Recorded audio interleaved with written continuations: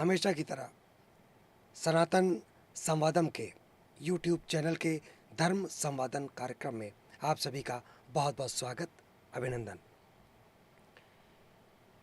सदैव की भांति गीता पर हमारी चर्चा का दौर जारी है। कुछ और रहस्यों से पर्दा उठाने के लिए सदैव की तरह हमारे बीच में प्रखर मुखर अधिवक्ता श्री राकेश कुमार जी उपस्थित हैं। ओम। राकेश कुमार जी से जो हमारा पिछला क्रम चल रहा था उसी क्रम को आगे बढ़ाते हुए आज हमारी चर्चा का जो पहला प्रश्न है, क्योंकि समय की सीमितता के साथ हम कार्य करते हैं, तो सबसे पहला प्रश्न मैं श्री राकेश कुमार जी से ये करना चाहूँगा कि आपने पिछली बार वर्ण के विषय में हम लोगों को बड़ी विस्तार से जानकारी दी थी। उसी क्रम में आगे बढ़ाते हुए इसी बात को मैं अब ये जानना चाहता हूँ, और मैं क्या शायद आप सब भी जानना चाहते होंगे कि पिछले धारावाहिक में आपने बताया था कि ब्राह्मण कौन है। अब दर्शकों की जो जिज्ञासा है उसको आप पूरा करने की कोशिश करें और ये बतलाने की कृपा करें कि ब्राह्मण के नीचे का जो क्षत्रिय वर्ण है ये कौन है। बड़ा सुंदर प्रश्न है। क्षत्रिय कौन है? भगवत गीता के अध्याय 18 में भगवान श्री कृष्ण ने बताया, शौर्यम तेजो धृतिर दाक्ष्यम युद्धे चाप्य पलायनम दानमीश्वर भावश्च छात्रम कर्म स्वभावजम। ब्राह्मण और फिर उसके नीचे वाला जो तीसरी श्रेणी है, तो भगवान ने कहा जिसमें शौर्य है, शौर्यम, शौर्य के साथ जो इस पथ पर, आध्यात्म के पथ पर जो आगे बढ़ने की क्षमता रखता है। तेजो, जो परमात्मा से परमात्मा का तेज प्राप्त करने लगता है। धृति, जो धैर्य पूर्वक इस आध्यात्मिक पथ पर, धर्म के पथ पर चलने की क्षमता रखता है। दाक्ष्यम, भगवत गीता में जो कर्म बताया है भगवान श्री कृष्ण ने, नियत कर्म, योग की प्रक्रिया, उसमें जिसने दक्षता हासिल कर ली, योगा कर्मसु कौशलम, जो इसको कुशलता पूर्वक यानी वो भली प्रकार जानता है इस प्रक्रिया को, और अब उसमें इस पर चलने की क्षमता आ गई। शौर्यम तेजो धृतिर दाक्ष्यम युद्धे चाप्य पलायनम, ये मुख्य बात है। युद्धे च अपि अपलायनम, अब वो जो इस युद्ध स्तर पर पहुंच गया है, तीसरे स्तर पर, जहाँ पर काम, क्रोध, लोभ, मोह, राग, द्वेष, ये जितने विकार हैं, अब वो साधक जब ध्यान में बैठता है तब उस पर ये विकार जब आक्रमण करते हैं, अब उस युद्ध में वो पीछे नहीं हटता। युद्धे चापि अपलायनम, दानम, परमात्मा के प्रति वह सर्वस्व समर्पित कर देता है।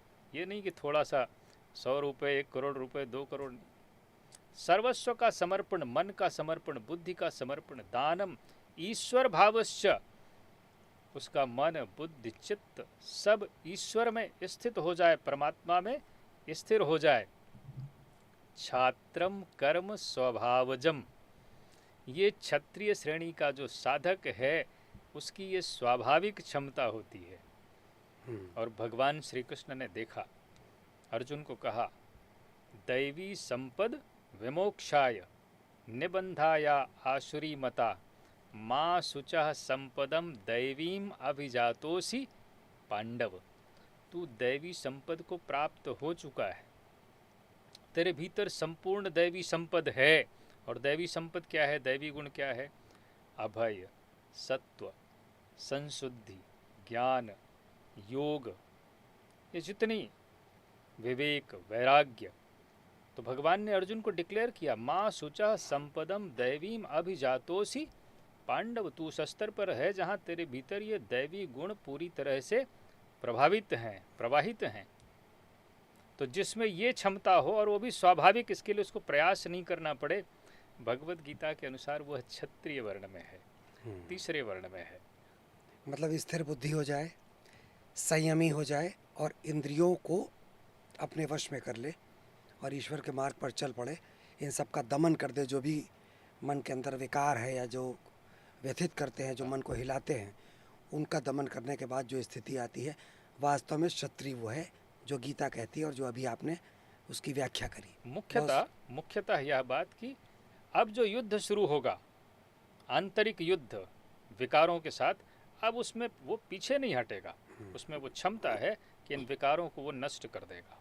छात्रम कर्म स्वभावजम क्षत्रिय, तीनों गुणों को काटने की क्षमता आ जाए, तमोगुण, रजोगुण और सतोगुण, इन तीनों को जिसमें काटने की क्षमता आ जाए वह क्षत्रिय। इस प्रश्न से एक प्रश्न मेरे मस्तिष्क में आया कि आपने जो बताया, इस व्याख्या के बाद सभी के मन में विचार होगा मेरे साथ कि ये जो उपनाम है, या जो प्रांत के हिसाब से बहुत से चौहान और सिंह और सूर्यवंशी, चंद्रवंशी, तो क्या उन्हें क्षत्रिय की श्रेणी में रखा जाएगा या नहीं रखा जाएगा? अब प्रश्न ये उठता है कि अगर ये उपनाम वाले जो अपने नाम के आगे सिंह लगाते हैं, जैसे कि अब कोई भी आप नाम ले लें, आपका ही नाम ले लें, संजीव सिंह हो गया, राकेश सिंह चौहान हो गया, ये उपनाम वाले भी यदि इनमें यह क्षमता है, तीनों गुणों को काटने की क्षमता है, तो ये भी क्षत्रिय हो सकते हैं, पर है नहीं। मैं ये जानता हूँ क्योंकि वो एक साधना की प्रक्रिया है। तो क्षत्रिय वर्ण को समझना, हमारे आध्यात्मिक शास्त्रों में जो इस शब्द का प्रयोग है, क्षत्रिय का मतलब तीनों गुणों को काटने की क्षमता आ जाए। भगवत गीता में भगवान श्री कृष्ण ने कहा कि देहि नित्यवध्योयम देहे सर्वस्व भारत, यह जो आत्मा है ये सबके शरीर में अवध्य है। आत्मा के गुण धर्म को बताते हुए भगवान ने कहा कि देहि नित्य अवध्योयम देहे सर्वस्व भारत, तस्मात् सर्वाणि भूतानि न त्वं सोचि तुमर्हसि। अब ये भगवान ने डिक्लेयर कर दिया कि आत्मा अवध्य है, अविनाशी है, अजन्मा है। तो फिर प्रश्न उठा कि भाई इस आत्मा को प्राप्त कैसे किया जाए, इसका दर्शन कैसे किया जाए, आत्मदर्शन जिसको हम कहते हैं। और आत्मदर्शन ही परमात्म दर्शन है, क्योंकि भगवान ने कहा अहम आत्मा गुणाकेशः सर्वभूताशय स्थितः। तो इसको जो प्राप्त करने की विधि है, अब क्योंकि अर्जुन सामने था तो भगवान पहले अर्जुन को संबोधित करते हैं। तो भगवान ने कहा कि स्वधर्म्यम चावेक्ष न विकम्पितुमर्हसि, धर्म्याधि युद्धात् श्रेयो क्षत्रियस्य न विद्यते। अब अर्जुन को एक तरफ कहा तू दैवी संपद से युक्त है, और दूसरी तरफ कहा स्वधर्म्यम चावेक्ष न विकम्पितुमर्हसि, धर्म्याधि युद्धात् श्रेयो क्षत्रियस्य न विद्यते।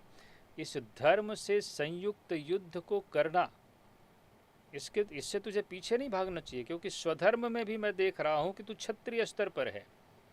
तो धर्म्याधि युद्धात् श्रेयो क्षत्रियस्य न, क्षत्रिय के लिए इस धर्म में युद्ध से बढ़कर के कोई चीज है ही नहीं, कोई कर्म है ही नहीं।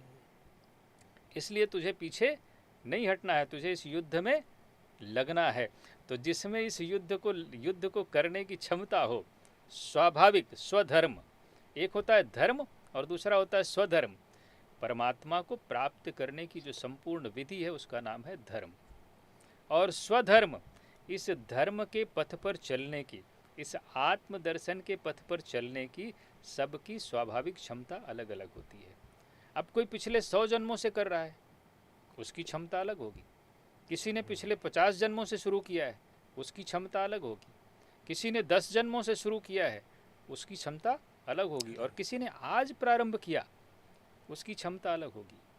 तो सबकी अलग अलग क्षमता है। इसी क्षमता को, इसी स्वधर्म को परमात्मा श्री कृष्ण ने 4 भागों में विभाजित कर दिया। आज आपने प्रारंभ किया तो शूद्र, आप में दैवी संपद बढ़ चुकी है, आप वैश्य, और आप में युद्ध की क्षमता आ गई, अब विकारों को, तीनों गुणों को काटने की क्षमता आ गई तो क्षत्रिय, और काट दिया तो ब्राह्मण। तो ये जो उपनाम है, अपने आप को क्षत्रिय कह नहीं देना चाहिए, डिक्लेयर नहीं करना चाहिए। अपने भीतर वह क्षमता पैदा करें, क्रमशः आएगी, चलने पर आएगी। बहुत बढ़िया। यानी कि कुछ गुणों को अपने अंदर आपको एक प्रक्रिया के माध्यम से विद्यमान करना पड़ेगा, काटना पड़ेगा तीनों गुणों को, उन पर विजय पानी पड़ेगी, और उसके बाद आप अपने को क्षत्रिय कह सकते हैं। आपने जो कहा कि आप क्षत्रिय को अपने ऊपर रोपित ना करें, उसको प्रमाणित करें, ये ज़रूरी है। और प्रमाणन की एक प्रक्रिया है जो ईश्वर स्वयं कहते हैं कि उसको अपनाकर आप अपने को क्षत्रिय कहला सकते हैं। और चाहे चौहान या सोमवंशी या सूर्यवंशी जो भी हैं, वो भी तभी कहलाएंगे जब वो उस प्रक्रिया को सफलतापूर्वक अपना के उस मापदंड को हासिल कर लेंगे। बहुत बढ़िया। वो आपका वंश हो सकता है, वंश कुल हो हो सकता सकता है। है, जी जी, क्षत्रिय नहीं है। क्षत्रिय नहीं है। उसको आप स्वयं अपने ऊपर लागू न करें हाँ। जब तक कि आप ये नहीं तो फिर प्रक्रिया ना। भ्रमित हो जाएंगे, हाँ, फिर आप अपने में क्षमता भ्रमित पैदा हो। ही नहीं करेंगे। बहुत अच्छी बात कही। क्या शूद्र या वैश्य ये भी क्षत्रिय बन सकते हैं? बहुत सुंदर प्रश्न आपने किया। वास्तव में जो शूद्र और वैश्य है वही क्षत्रिय बन सकता है।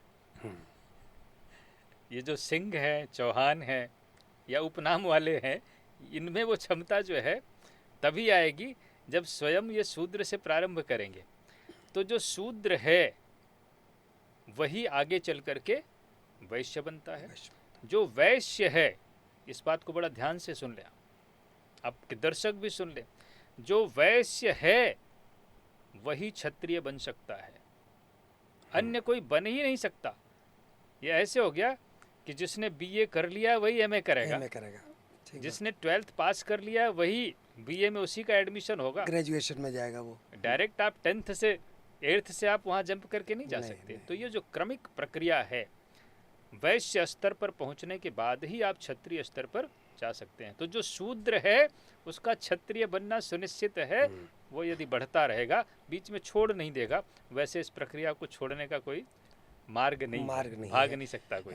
कुल मिला के ये मात्र एक मार्ग है, उसी मार्ग का अनुसरण करना है। प्रक्रियाओं को एक के बाद दूसरा, शूद्र, वैश्य, क्षत्रिय और ब्राह्मण, इस प्रक्रिया के द्वारा ही आदमी ऊपर तक जा सकता है। तो आपने जो बात कही वो बिल्कुल सही है और प्रामाणिक भी है कि जो शूद्र है वही आगे चल के बन सकता है, चाहे वो वैश्य हो या क्षत्रिय हो या ब्राह्मण हो।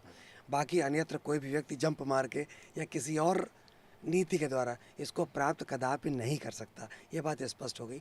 एक प्रश्न और आपके लिए है, वो ये कि अर्जुन किस वर्ण में थे? हाँ, बड़ा सुंदर प्रश्न। अभी हमने आपसे कहा कि भगवान ने कहा कि स्वधर्मम चावेक्ष न विकम्पितुमर्हसि धर्म्याधि युद्धात् श्रेयो क्षत्रियस्य न विद्यते। भगवान ने देखा कि अर्जुन के भीतर जो सारी क्षमताएं हैं वो क्षत्रिय वाली हैं, तीसरे स्तर वाली हैं। तब भगवान ने अर्जुन को निर्देश दिया कि यदृक्षयः चोपपन्नम स्वर्ग द्वारमपावृतम सुखिनः क्षत्रियः पार्थ लभन्ते युद्धमीदृशम। यहाँ पे बड़ा इंटरेस्टिंग चीज़ आप देखें कि यदृक्षयः च उपपन्नम स्वर्ग द्वारमपावृतम सुखिनः क्षत्रियः पार्थ। ये जो स्वर्ग है, स्वर्ग केवल क्षत्रियों के लिए है। अब बड़ा मुश्किल काम है, फिर तो ये ब्राह्मण ये स्वर्ग जाएगा नहीं। हाँ, तथा कथित सामाजिक जो है, वास्तव में जो क्षत्रिय स्तर है, भगवत गीता में भगवान ने दो चीज़ों को दो संदर्भ में प्रयोग किया। एक स्वर्ग, स्वर्ग का अर्थ होता है स्वर में गमन करने की क्षमता। अपने मन को, बुद्धि को, चित्त को आप अपनी श्वासों में स्थिर करने की क्षमता आ जाए, इसको कहते हैं स्वर्ग। और एक स्वर्ग जो हम लोग कल्पना करते हैं जहाँ बहुत सारे दिव्य भोग हैं, आसमान में कहीं बढ़िया है, उसको भगवान ने, ये जो काल्पनिक स्वर्ग है, तो उसको भगवान ने स्वर्ग कहा। परंतु स्वर्ग की तरफ भगवान जब इशारा करते हैं तो स्वर में गमन करने की क्षमता। यदृक्षयः चोपपन्नम स्वर्ग द्वार मपावृतम, स्वर में गमन करने की जो क्षमता है, ये जो स्वर्ग का द्वार है, केवल सुखिनः क्षत्रियः पार्थ लभन्ते युद्धमीदृशम। ये युद्ध का जो द्वार खुला हुआ है ये केवल क्षत्रियों के लिए है, तीसरे स्तर वालों के लिए है। तो भगवान ने कहा तू उसी स्तर पर है तो युद्ध कर, स्वर्ग का द्वार तेरे लिए खुला है, कुछ भी होगा स्वर में गमन करने की क्षमता तेरे भीतर आ जाएगी। तो अर्जुन क्षत्रिय स्तर पर था, इसलिए भगवान ने उसे क्षत्रिय कह करके संबोधित किया। नहीं तो ये बताइए राकेश जी कि अगर अर्जुन क्षत्रिय वर्ण के थे तो परमपिता भगवान श्री कृष्ण किस वर्ण के थे? बड़ा सुंदर प्रश्न। अब देखिए, कई जगह मैं देखता हूँ लोग इस पर बहस करने लगते हैं। भगवान राम क्षत्रिय थे, भगवान कृष्ण क्षत्रिय थे। ब्राह्मणो न क्षत्रियः न वैश्यो न शूद्रः चिदानंद रूपः शिवोहम शिवोहम। भगवान श्री कृष्ण ब्राह्मण स्तर को पार करके सच्चिदानंद रूप में प्रतिष्ठित थे। ब्राह्मणो न क्षत्रियः न वैश्यो न शूद्रः। अब लोग केवल चार वर्ण तक ही जानते हैं, आगे वाला नहीं जानते। इन चारों वर्णों के जो ऊपर की अवस्था होती है, चिदानंद रूपः शिवोहम शिवोहम, तो भगवान श्री कृष्ण उस परमात्म स्वरूप में स्थित थे, चारों वर्णों से ऊपर। हाँ, अब लोग कह देते हैं भगवान कृष्ण क्षत्रिय वर्ण में थे। क्षत्रिय वर्ण में नहीं थे। क्षत्रिय वर्ण में तो अर्जुन है, उसको उपदेश दे रहे हैं।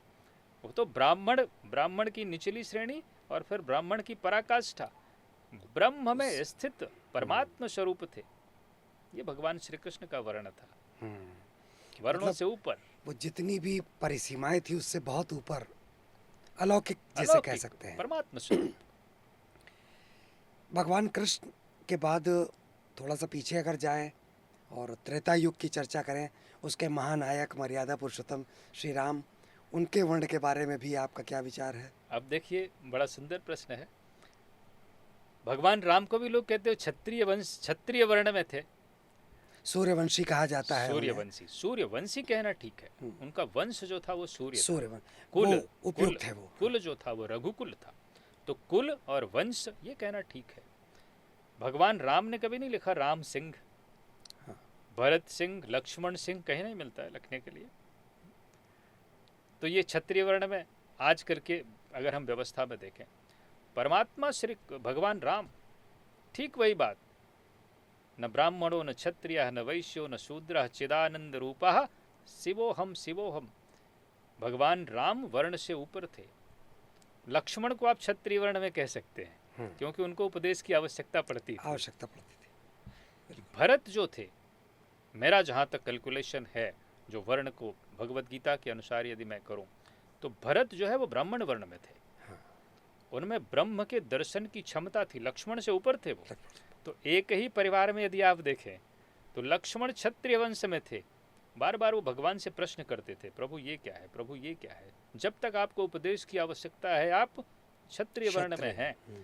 ब्राह्मण को फिर उपदेश की आवश्यकता नहीं पड़ती, क्योंकि वह, भगवान ने कहा ना भगवत गीता की, यावा नर्थ उदपाने सर्वतः संप्लुतोदके तावान सर्वेषु वेदेषु ब्राह्मणस्य विजानता। भरत को उपदेश की आवश्यकता नहीं पड़ती थी, कनेक्टेड थे वो भगवान से। परमात्मा के अलावा उनको कुछ चाहिए ही नहीं था।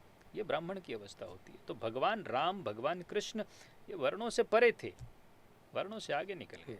ये अलौकिक स्वरूप थे और ब्राह्मणत्व का जो चरम है उससे भी ऊपर कहीं ना कहीं वो थे, और इसीलिए शायद हम उन्हें ईश्वर या परमात्मा या सच्चिदानंद कहते हैं। आज वर्ण पर जो हमारी चर्चा चल रही थी और उस पर राकेश कुमार जी से मैंने कुछ प्रश्न किए, जो आप सभी का एक प्रतिनिधित्व मैंने किया, और मैंने जो प्रश्न किए कहीं ना कहीं वो आप सभी के लिए कौतूहल होगा। और आज उस भ्रमजाल से सभी सुधीजन बाहर निकले, उसके लिए मैं आपका आभार व्यक्त करता हूँ राकेश जी। चर्चा का ये दौर हमारा ऐसे ही जारी रहेगा। फिर मिलेंगे एक और नई कड़ी के साथ धर्म चर्चा के इस धर्म संवादम में। तब तक के लिए मैं आपसे राकेश कुमार जी के साथ अनुमति लेता हूँ। ओ